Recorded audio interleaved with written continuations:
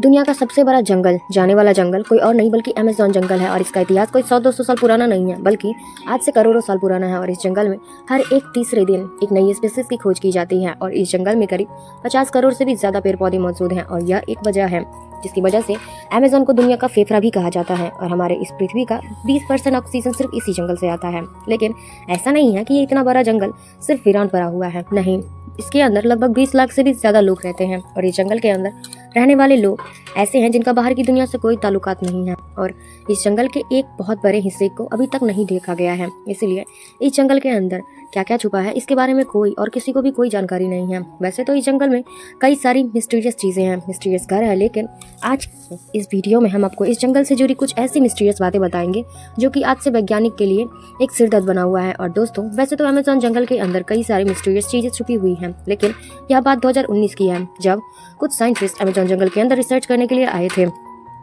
तो उनको north Brazil में एक आइसलैंड मिला जिसका नाम था मराजो आइसलैंड। वहां पर उनको एक मरी हुई हम्पबैक व्हेल मिली थी और अब यह बहुत ही चौंकाने वाली बात थी क्योंकि किसी को भी यह समझ में नहीं आ रहा था कि यह मरी हुई हम्पबैक व्हेल आखिर पानी के बाहर निकलकर अमेज़न जंगल की जमीन के ऊपर कैसे आ पहुंची। असल में एक व्हेल का बच्चा था जिसका वजन तकरीबन 10 टन से भी ज्यादा था।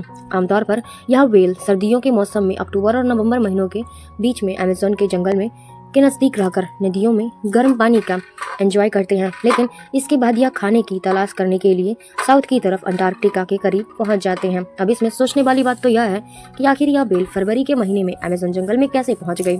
जब व्हेल के ऊपर रिसर्च की गई तो पता चला कि जिस दिन यह व्हेल मिली थी ठीक उसके 4 दिन पहले इस व्हेल का मौत हो चुका था। इसके अलावा इसके मरने की वजह भी किसी को समझ में नहीं आ रही थी क्योंकि ना तो इसकी उम्र ज्यादा थी और ना ही इसकी बॉडी कोई निशान था इसके ऊपर। इस व्हेल के मिलने के बाद वैज्ञानिक के सामने भी कई सारे सवाल खड़े हो गए थे, जैसे कि यह व्हेल इस मौसम में कैसे इस जगह पर आ पहुंचा कि आज भी इस मिस्टीरियस चीज को नहीं सुलझाया जा सका है। The city of gold, Eldorado Amazon rainforest की सबसे बड़ी मिस्टीरियस अभी इसी को कहा जाता है। बताया जाता है कि एक समय की बात है जब यहाँ पर एक सोने का बना हुआ एक शहर हुआ करता था जिस शहर को एल डोराडो कहते थे और यह एक ऐसा शहर था जहाँ पर का पूरा सामान सोने का हुआ था। व्हेल इस शहर के राजा थे और कुछ अजीब तरीके से रिचुअल भी किया करते थे। 16वीं सदी में जब यूरोपियन साउथ अमेरिका आए थे जहाँ उस वक्त अमेज़न जंगल मौजूद था, ये लोग इस जगह कब्जा करने के इरादे से आए थे और अपने साथ कुछ सैनिकों और ऑफिसर्स को भी लेकर आए थे। यहाँ पर आकर यह लोग जंगल के कुछ लोकल लोगों से भी मिले थे जिन्होंने जंगल में अपने शहर बसा रखे थे। यूरोपियंस ने यहाँ आकर इनके शहर पर पूरी तरीके से कब्जा कर लिया था और यहीं पर रहने लगे।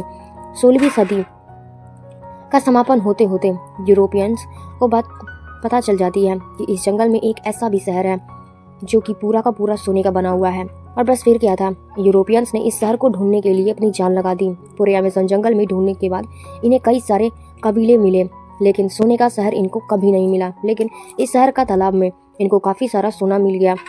यह लोग पूरे 200 साल तक इस शहर को कुछ ऐसे ही ढूंढते रहे और जब इतने सालों तक इनको शहर नहीं मिला तो एल डोराडो को एक झूठी कहानी और एक कर दिया गया। लेकिन अभी भी इस शहर की खोज खत्म नहीं हुई थी।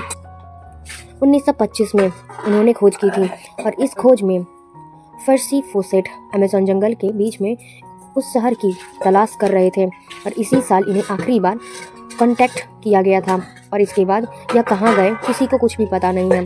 फर्सी फॉरेस्ट ब्राज़ील से गायब हुए थे जिसके बाद इनको ढूंढने की काफ़ी कोशिश की गई लेकिन ना तो फर्सी फॉरेस्ट मिले और ना ही इनकी कोई आखिरी निशानी मिली।